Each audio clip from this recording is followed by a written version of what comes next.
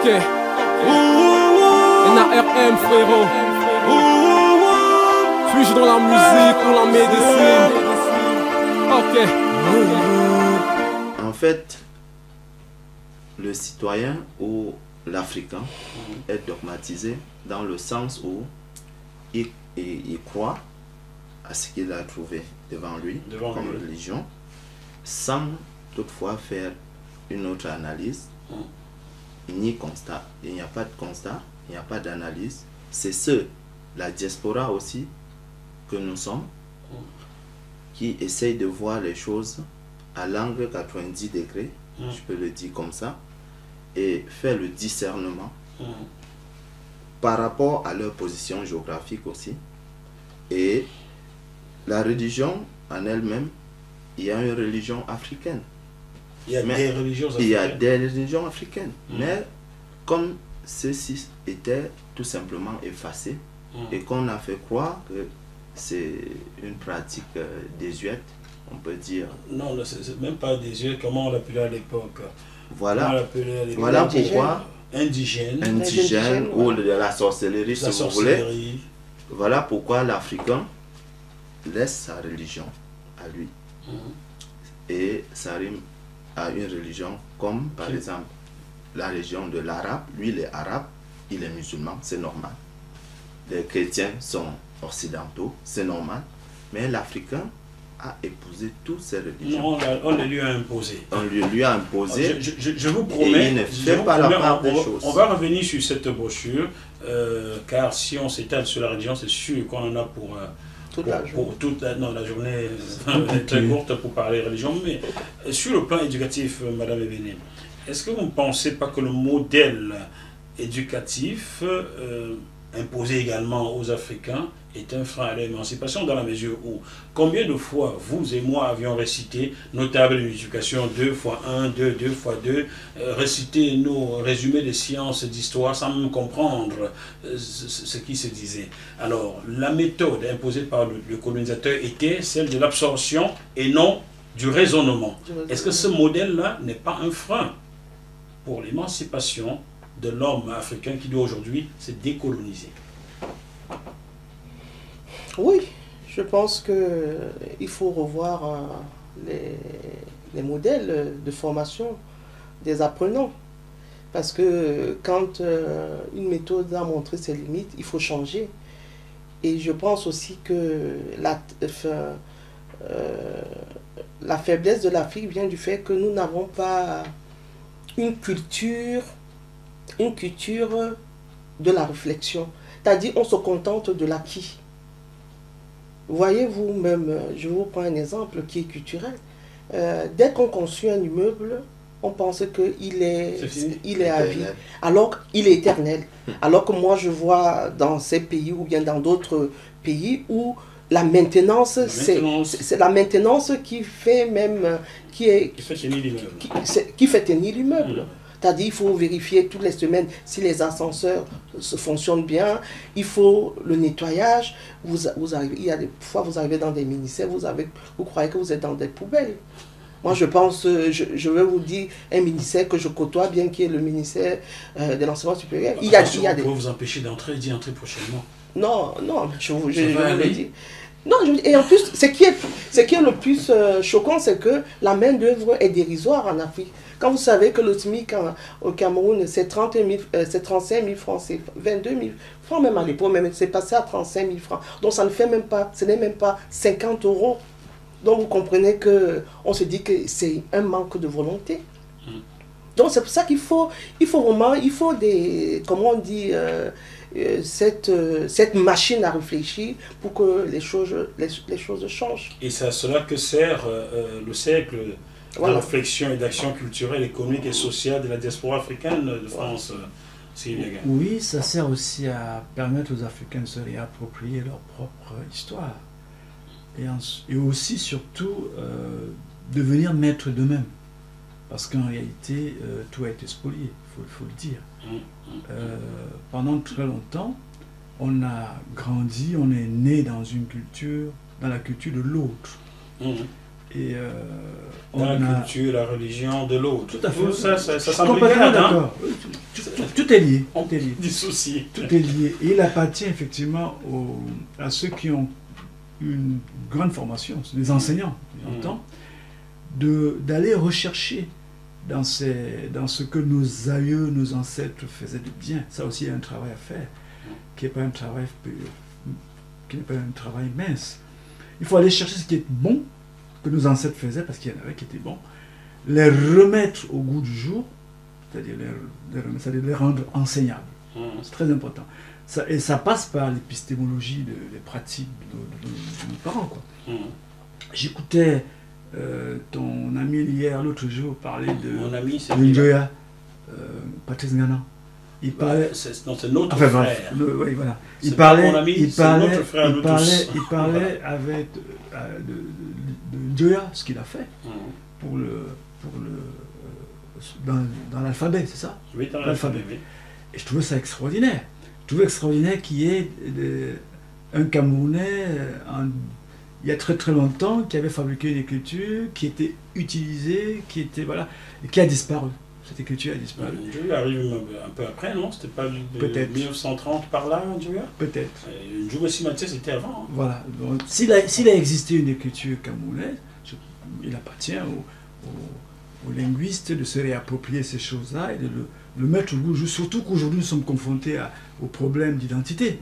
Et ce problème d'identité ne peut être résolu, à mon sens, que si on trouve déjà un alphabet commun au Cameroun, puisque la tendance aujourd'hui, c'est de mettre à côté tout ce qui nous a colonisés, tout ce qui est néfaste. Je crois que trouver un moyen de mettre en place un alphabet commun, c'est déjà se réapproprier ce qui a marché et puis le mettre au goût du jour. Madame Evené, pour cela, il faut une réelle volonté politique, des hommes politiques donc camerounais et africains, mais nous savons que ces hommes politiques-là brillent par la mainmise de l'Occident sur leur tête qui les installe et les entretient. Comment allez-vous faire passer vos messages auprès de ces hommes politiques-là? En leur encourageant déjà à lire, à s'approprier nos 10 propositions. Et moi, je vais revenir encore sur le devoir de moi, parce que vous savez, c'est un sujet qui me touche beaucoup, et je me sens concernée personnellement. L'Africain se fout de l'histoire. Et quand Sarkozy avait dit au discours de Dakar que l'Afrique n'avait pas d'histoire, les gens ont crié, alors qu'il a dit une chose tellement vraie. Moi, je vous prends un exemple. Je suis historien. Quand je devais faire des recherches pour faire ma thèse, au Cameroun, aux archives, je n'arrivais pas à trouver. Vous ne trouvez rien. Je ne trouvais rien. Il fallait que j'aille à Aix-en-Provence. En France, pour que je trouve des documents, des archives. Parce que vous arrivez aux archives camerounaises, j'espère qu'aujourd'hui, c'est un professeur... qui est le professeur Narcisse Moilet, il essaie de faire le bon boulot. Vous arrivez aux archives, vous trouvez une chemise, le titre était ronflant, dès que vous avez, il n'y a plus rien. Et puis, les Africains, il faut le dire, et surtout les Camerounais, moi j'en ai après les Camerounais, ils n'aiment pas leur pays. Et ils sont malhonnêtes. Parce que vous arrivez dans un... Vous êtes fort, là. Oui, non, ici ils sont malhonnêtes parce que vous arrivez... C'est le cœur qui parle. C'est le cœur qui parle. Vous arrivez dans des archives, vous trouvez quelqu'un, il trouve un document qui l'intéresse. Il oublie qu'il y a des personnes après lui qui vont...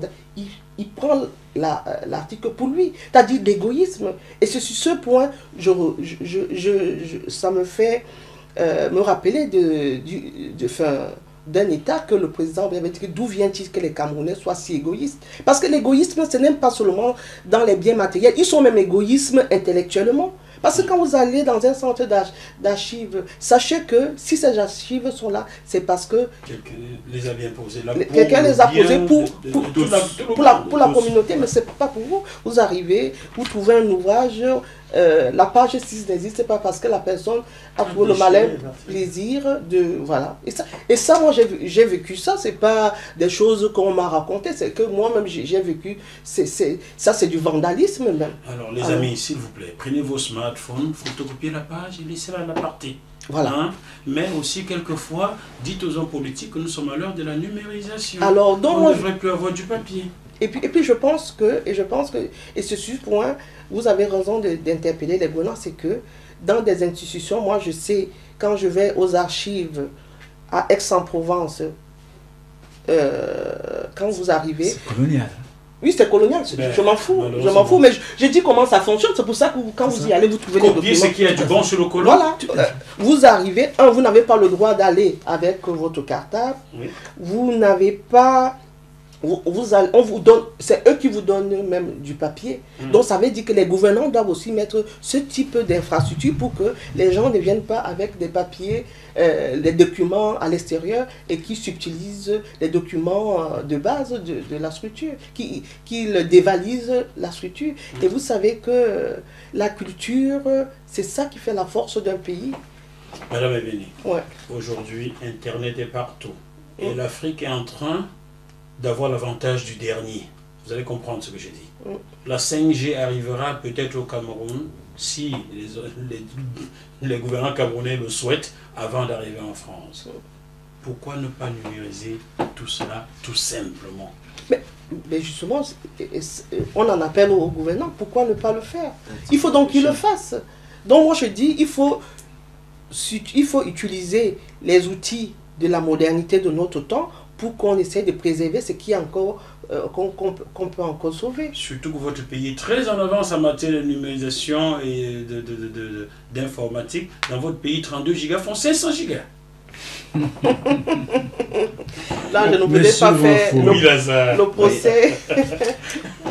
Donc, je dirais, je vois les choses d'une autre manière, mais un peu, si on va un peu plus loin, je dirais que oui, le système néocolonial et la pression du colon, oui, la pression de l'Occident ou, si vous voulez, du pays colonisateur sur les dirigeants africains pose un problème dans leur façon de gouverner. Pose un problème, ça a un impact que nous pouvons tous constater. Et donc, je dirais à ce niveau que le morceau n'est pas seulement, ou la pierre qui brûle, n'est pas seulement à jeter sur les gouvernants.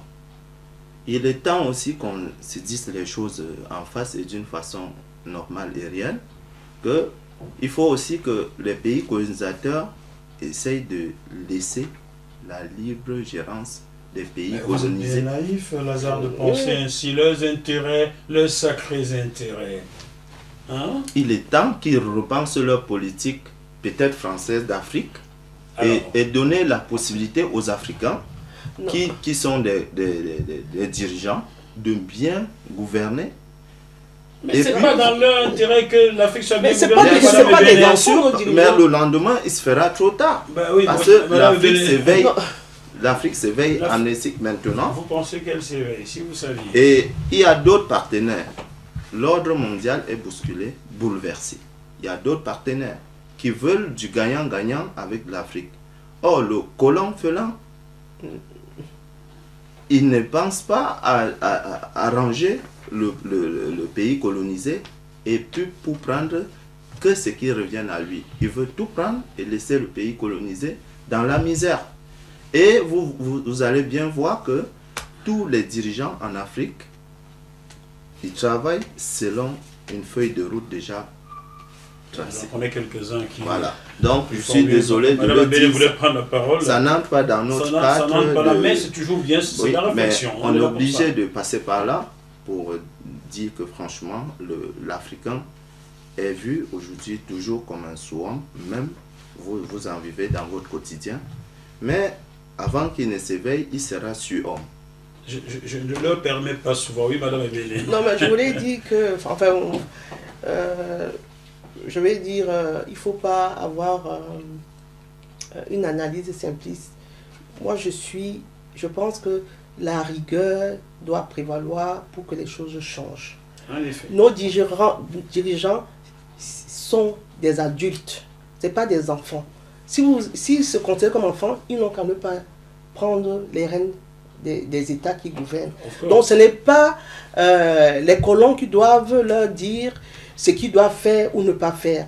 moi je pense que chacun doit avoir midi à sa porte. Si vous êtes militant pour le bien commun, pour l'humanisme commun et national, vous n'avez qu'à faire que ce qui va dans le sens du bien du plus grand nombre. Alors moi je ne veux pas tellement partager l'idée sur laquelle ils mettent des bâtons. De toute façon, nous sommes dans un monde qui est ouvert. Ça veut dire que si un ancien État colonial impose à un pays sa façon de gérer et que ce pays le divulgue, mais je pense que les choses peuvent s'arrêter. Laurent Gbagbo l'a fait, vous savez où il est aujourd'hui. Oui, il l'a fait, mais je pense que moi je pense qu'il faut dénoncer, dénoncer ce type de pression pour que les choses changent. Moi je pense que c'est le concept de l'affranchi. En réalité, on ne peut s'affranchir que si on travaille pour cela. Et pour s'affranchir, il faut avoir une masse critique.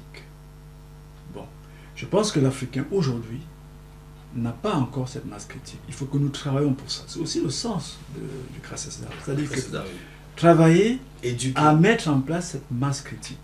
Il arrivera un moment, moi mon pari c'est dans 30 ans, il arrivera un moment où cette masse critique sera suffisante pour que les choses basculent. Pourquoi? Et cette masse critique se fera ici. Elle se fera à partir de la diaspora. Je dis pourquoi. Parce que les membres des mouvements diasporiques, c'est-à-dire les membres de la diaspora, sont ceux qui ont une culture démocratique suffisamment élevée. Ils ont un pouvoir d'achat qui est très élevé. Ils vivent dans un pays où les risques sont moindres. Bon, eux, ils commencent à être suffisamment nombreux en Europe. C'est la théorie du nombre. Ils commencent à être nombreux en Europe et donc ils vont peser. Si dans chaque communauté de mouvements diasporiques, vous avez un enfant qui arrive à un niveau supérieur de l'État de France, par exemple, vous aurez suffisamment à un moment donné, comme l'équipe de foot de France, vous voyez. Ça se fera aussi dans l'équipe gouvernementale. Vous parlez de cette équipe où 80% ceux qui jouent et gagnent sont noirs, mais tous ceux qui dirigent sont blancs? Tout à fait. Alors, non, ça c'est un autre regard. J'avais un autre regard, moi. Ça c'est un autre regard. Je veux dire qu'il arrivera un moment où on aura des députés noirs suffisamment nombreux, des ministres. Ceux-là ne pourront pas accepter que la France-Afrique se passe. Parce qu'ils mettront leur veto. Ils refuseront que la France-Afrique se fasse. Donc du coup, la France-Afrique disparaîtra de sa propre mort. Elle va disparaître dans 30 ans. La mondialisation se fait. L'histoire se fait. Elle se fait même sans nous. Souvent, nous sommes surpris par l'histoire qui arrive. Voilà. Et c'est une chance. C'est une chance. Pour cela, Cyril Biaga, il faudrait que ces mouvements diasporiques africaines se trouvent au bon endroit, au bon moment. Qu'on ne les trouve pas que dans les soirées, dans les églises, mais qu'on les trouve dans les associations et aussi dans les mouvements politiques. Il faut espérer qu'avec le temps, il y ait une inversion. Que les soirées ne soient pas pleines, mais que les conférences soient pleines. Est-ce que vous comprenez bien ce que je veux dire, hein? Oui, je comprends. Vous ne pointez que les soirées, vous ne pointez pas les églises. Ils sont plus à Charisma. Nous sommes dimanche, ils sont 5000 à Charisma, mais ils sont zéro. Je suis d'accord. Ils sont zéro dans les partis politiques. Il faudrait qu'ils se trouvent dans les partis politiques français pour influencer. Tu t'es jamais posé la question de savoir pourquoi les Camerounais ne marchent pas quand ils revendiquent des droits? J'ai même posé cette question. Ils sont sur Facebook. Tu l'as posé cette question. Ils sont sur Facebook, les Camerounais. Pourquoi est-ce qu'ils ne marchent pas pour revendiquer les droits? Parce qu'il y a une frustration, il y a le poids de l'histoire. Parce que je suis convaincu que tes parents t'ont dit quand tu étais jeune, que il ne faut pas faire la politique. Oui, en effet. Ton papa te le disait, tu sais pourquoi il te le disait? Pas mon père, ma mère tapait ma bouche quand je posais des questions. Parce qu'elle avait vu, au temps des maquis, des têtes qu'on coupait, qu'on mettait devant la porte. Ben oui. Ça les tétanisait. Oui, donc pour eux, faire la politique, c'était la mort. Oui. C'est un danger. Et donc, justement, cette génération-là a grandi avec cette peur. Et du coup, la génération actuelle, qui sont les descendants de cette génération, n'y vont pas. Mais les descendants de cette génération iront. Ils iront. Parce qu'ils sont nombreux dans la diaspora. Parce que la diaspora, c'est aussi les descendants des migrants. Ils comptent, hein. Parce que nous sommes, en réalité, 4 800 000 quand on intègre ceux qui ont acquis la nationalité du pays d'accueil. Eh bien, on monte à 5,8 millions. Et quand on intègre les descendants de la diaspora, nous sommes 6 millions. 6 millions de diaspora. Pourquoi ils ne veulent pas la double nationalité, hein? Voilà. Et ça pèse. C'est quand même un Camerounais sur 5 ou un Camerounais sur 4 qui est membre de la diaspora. Nous allons poursuivre. Je vais prendre comme ça au hasard une de vos propositions. Je prends la 7e. La 7e. Sur l'accès de la diaspora au marché public et privé.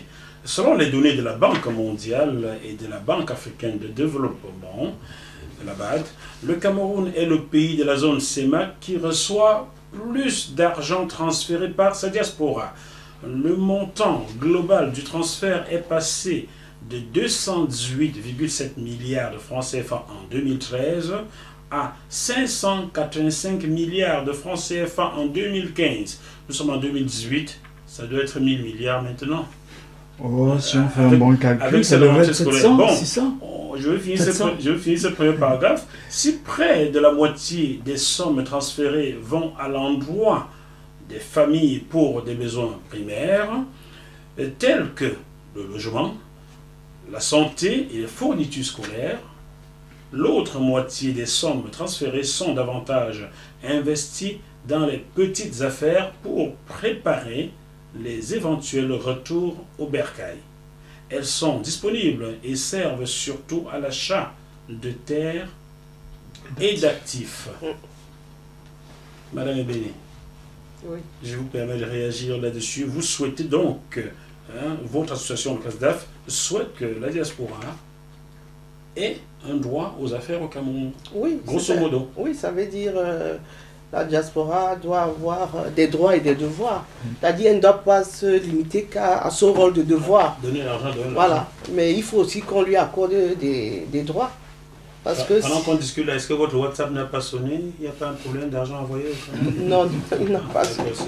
Il n'a pas sonné.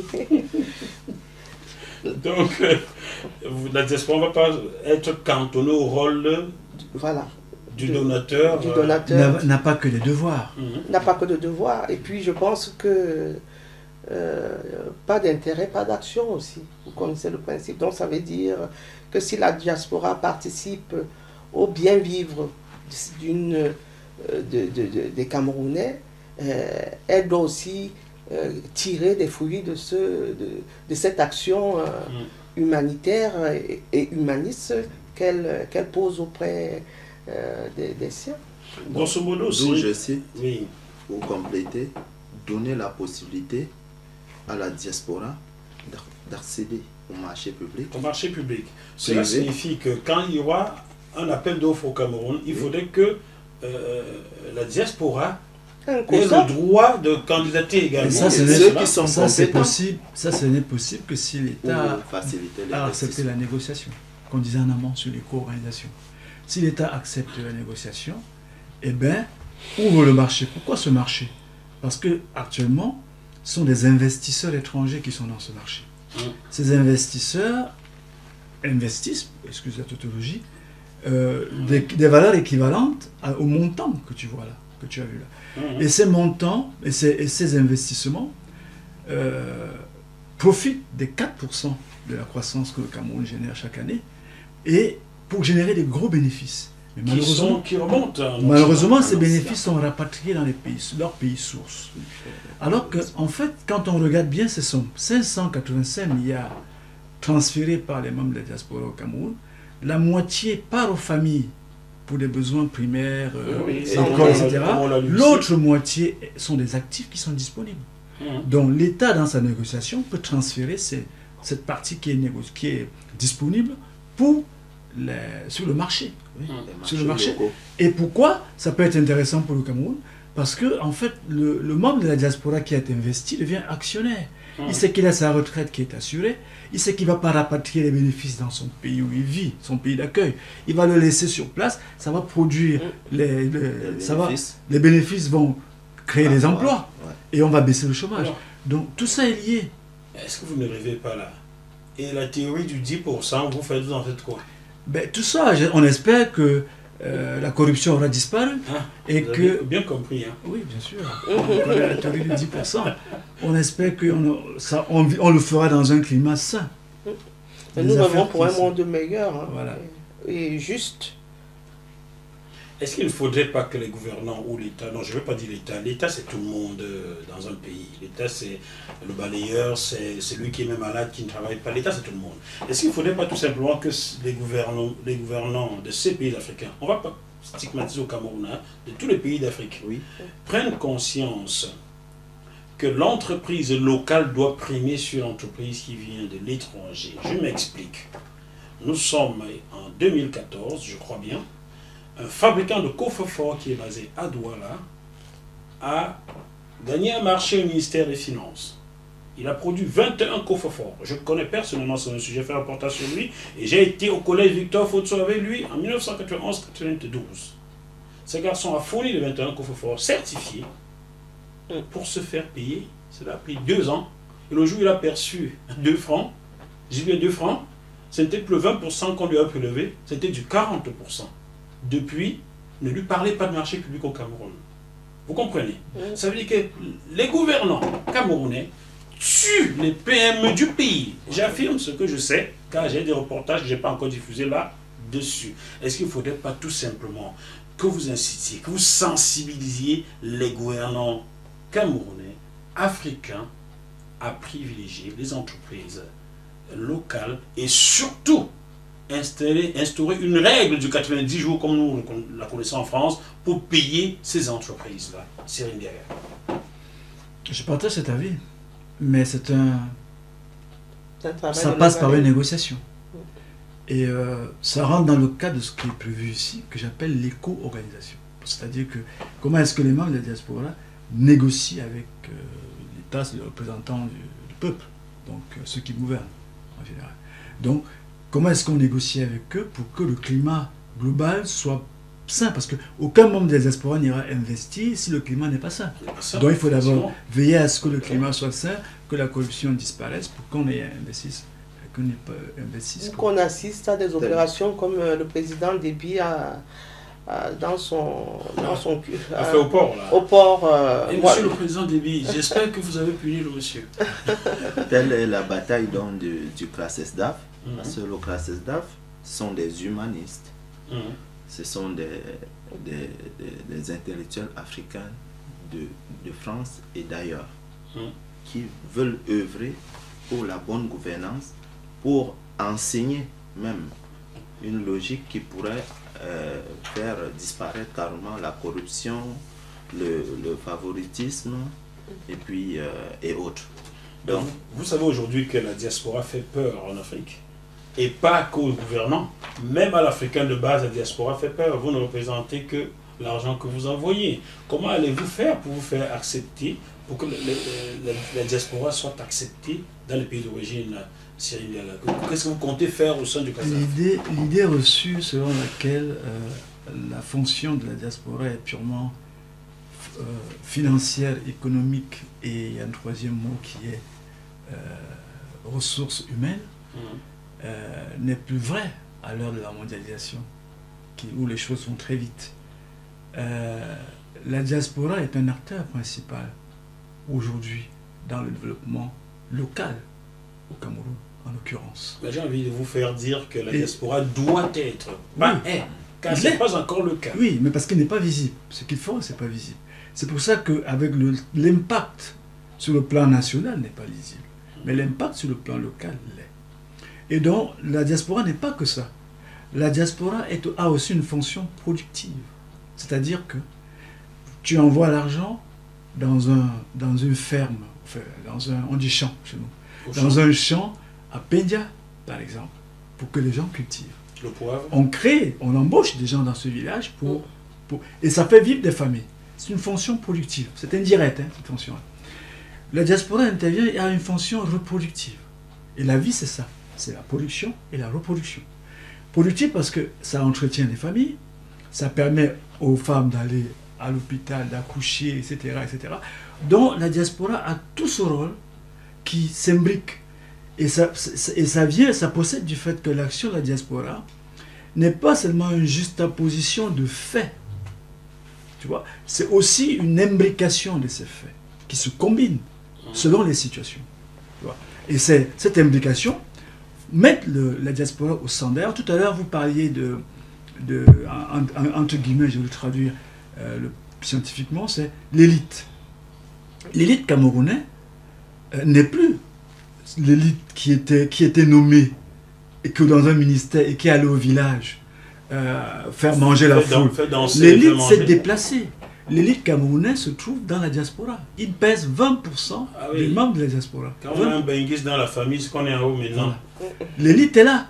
Donc, le décentrement de l'élite vers de l'élite légitime vers l'autre élite qui est légitimée, hein, c'est très important de le voir ça. Aujourd'hui, fait que la diaspora a une force énorme. D'ailleurs, dans les simulations qu'on a fait pour le plaidoyer aux candidats, oui, on montre bien que la force de la diaspora est telle que lorsqu'on regarde l'arbre des causes et le principe de vote voisin, même si le membre de la diaspora ne vote pas, il peut faire basculer ou rendre nul un vote, une élection au Cameroun. Il peut le faire. Et ils ne sont pas nombreux. Hein. Et comment? Ils ne sont pas nombreux.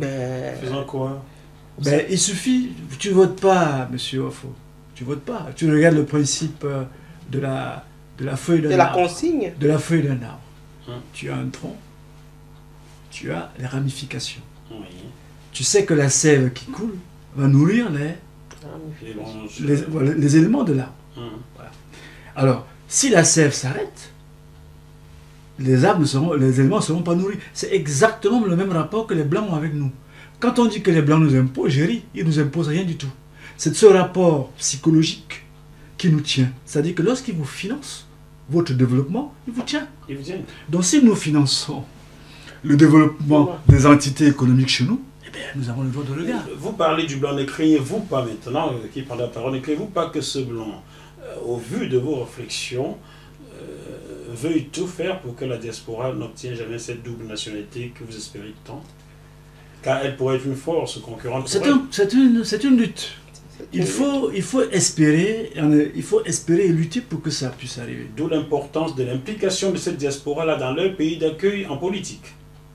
Oui, d'ailleurs on propose que la diaspora puisse être qu'on puisse l'élire, parce que nous proposons d'ailleurs que la diaspora puisse avoir une représentation géographique. Bon, ça peut être un leurre, hein, le fait que, c'est-à-dire que lorsqu'on regarde le poids de la diaspora, nous sommes un Camerounais sur 5 qui vivons à la diaspora. Lorsqu'on regarde que la diaspora est disséminée dans les territoires comme la France, les États-Unis, etc. Je rappelle qu'aux États-Unis, il y a 1 million de Camerounais. Et je rappelle qu'en France, officiellement, nous sommes 52 000. Officiellement, ceux qui ont des papiers. Les membres de la diaspora, estimés. Le nombre estimé. Avec ceux qui ont changé de nationalité ou pas? 1 million. D'accord. 1 million. En France, nous sommes 52 000. Tu vois? Mais le rapport est tel. 52 000 en France, 1 million aux États-Unis. Oui, parce que quand tu regardes, les publications du ministère des Affaires étrangères, ceux du consulat et de l'ambassade, tu arrives à ce chiffre-là, enfin le consulat, ministère des Affaires extérieures, tu tombes sur ce chiffre-là, c'est de 52 000. Bon. Et déclaré, on va dire. Et ça pèse, parce qu'en fait, nous sommes un Camerounais sur 5 à la diaspora. Nous sommes disséminés dans l'espace, mais la chance, c'est qu'il y a Internet. Le monde est devenu petit. C'est-à-dire que le critère de régionalisation n'a plus de valeur d'être. Parce que le critère de régionalisation impose le fait que dans les espaces où vit une population, qu'il y ait une contiguïté. C'est-à-dire que les espaces se touchent. Voilà. Mais en fait, comme les diasporas sont disséminés dans les espaces européens, ils ne se touchent pas. Mais ce qui permet qu'ils se touchent, c'est la mondialisation. C'est la mondialisation. Le numérique. Le numérique. Alors, ce qui fait... Lorsqu'ils ne s'insultent pas là-dessus, il faut bien préciser. C'est ça. Enfin, je suis là le côté positif. Je peux le dire, hein, insultez-moi si vous voulez. Voilà. Les Camerounais vont sur les réseaux sociaux, et du coup, plus pour s'insulter aujourd'hui, et je trouve cela déplorable. Et du coup, on voit bien que pour le cas du Cameroun, un Camerounais sur 6 qui vit dans la diaspora, c'est la même taille que le nord-ouest et le sud-ouest. La même taille. 20%. Oui, de la population vit dans la diaspora. Cette population a des droits. Elle est citoyenne, puisque tout ce qu'elle mène sont des actes citoyens. Elle envoie des sous au Cameroun pour les familles, c'est des actes citoyens. elle supporte la résilience du Cameroun. C'est pas le Camerounais. C'est elle qui supporte la résilience. C'est elle qui fait la paix au Cameroun. C'est-à-dire que si les familles ont faim, ils vont courir sur Itoudi. Mais comme ils ont les mêmes des diasporas qui envoient 50 € tous les mois, eh bien, ils ne courent pas sur Itoudi. Donc ils attendent que la paix sociale est achetée par vous. C'est-à-dire que c'est vous qui achetez la paix sociale pour le Cameroun. Et ma réflexion récente, c'est que nous sommes peut-être coupables du fait que cette population camerounaise soit zombifiée. Nous sommes peut-être coupables. Qui a prononcé ce mot zombifié? Je l'ai entendu ici. C'est Valsero, je crois. Je l'ai entendu là. Zombifié. Ben, ça montre que vous suivez bien GMT. Nous sommes peut-être coupables parce que ils attendent que le frère qui est en France envoie l'argent. Ils ne bougent plus. Donc ils sont zombifiés à cause de nous ou grâce à nous. Ouais, ça dépend comment on prend ça. Donc vous voyez que ce type de raisonnement fait que, effectivement, la diaspora, il lui faut une circonscription géographique que nous avons appelée 11e région du Cameroun. 11e région du Cameroun. Et il lui faut une représentation, peu importe comment on va le faire, peut-être que ce sera par des élus. Et comme la diaspora n'est pas homogène, elle est composée de mouvements diasporiques qui ne sont pas des juxtapositions de mouvements diasporiques, qui sont complexes. Donc il faudra pour chaque mouvement diasporique imaginer des représentations possibles. Et c'est comme ça qu'on fera évoluer les choses.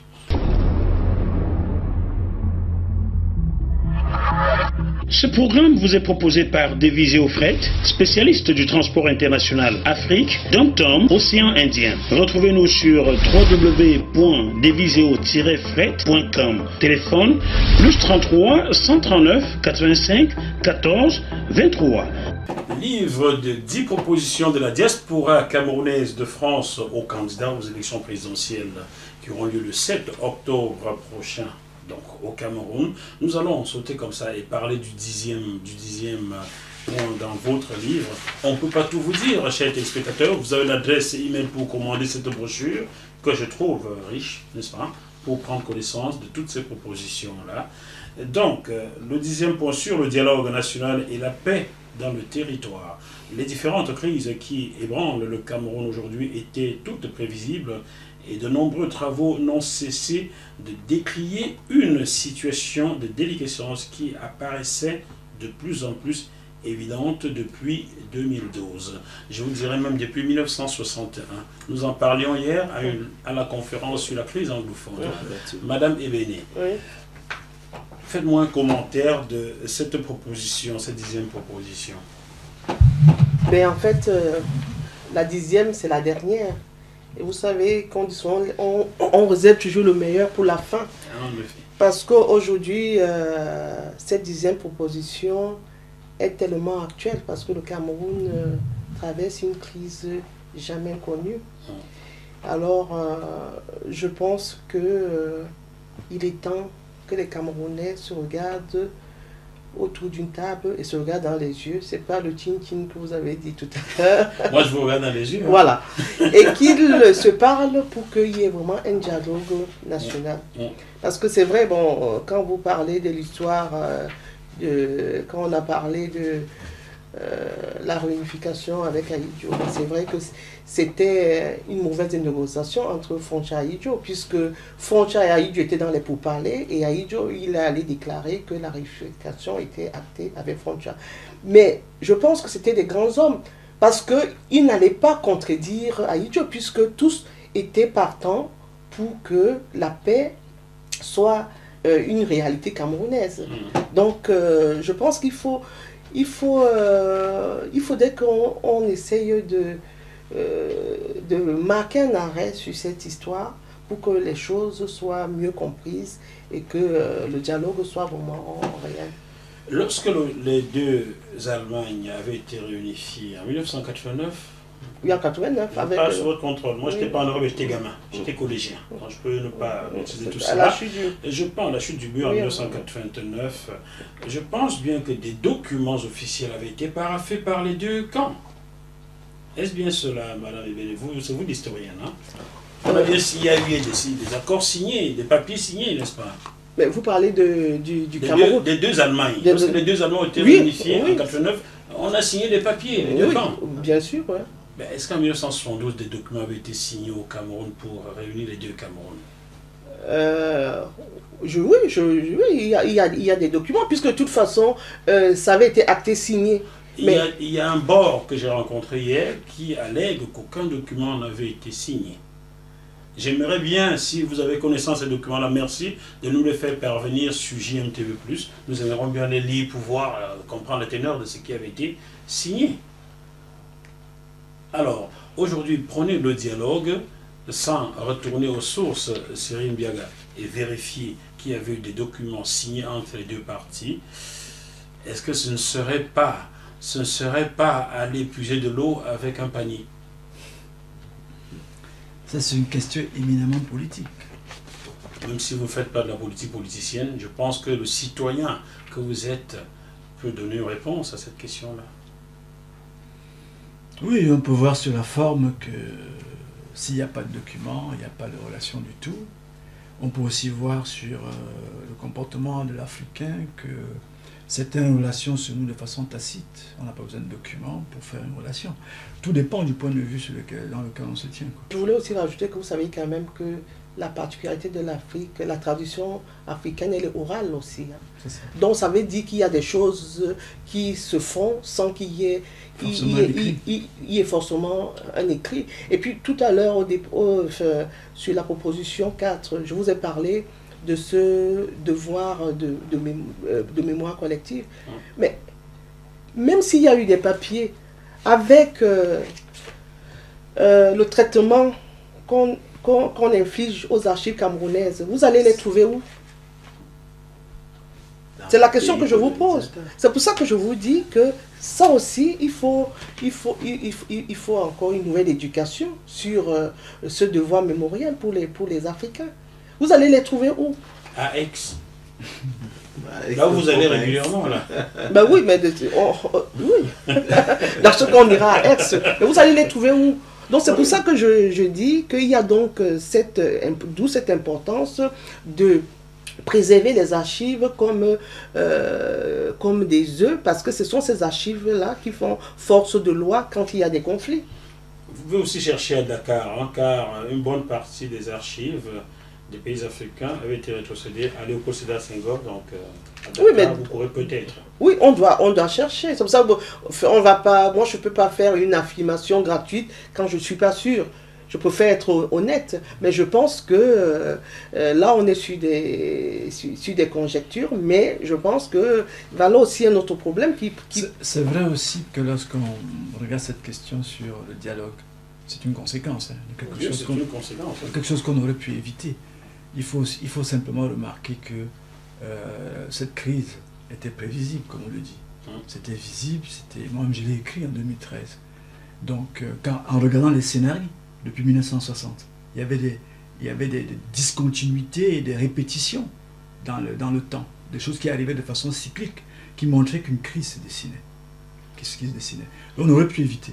Et si par exemple on avait appliqué même pas, si on avait par exemple très tôt, lorsqu'il y avait le FMI au Cameroun, on avait pris en compte la transition démographique que le Cameroun vivait, et la transition épidémiologique qu'on vivait, on aurait pu faire collaborer la diaspora et ne pas aller au FMI à l'époque. C'est une chance qu'on avait loupée. Ça veut dire que vous condamnez donc les gouvernants en place? Je pense que le gouvernement a échoué à ce niveau. Ils n'ont pas su utiliser les deux transitions qui sont arrivées au même moment et qui qui donnaient une chance extraordinaire au pouvoir en place de pouvoir solliciter cette diaspora et échapper au FMI.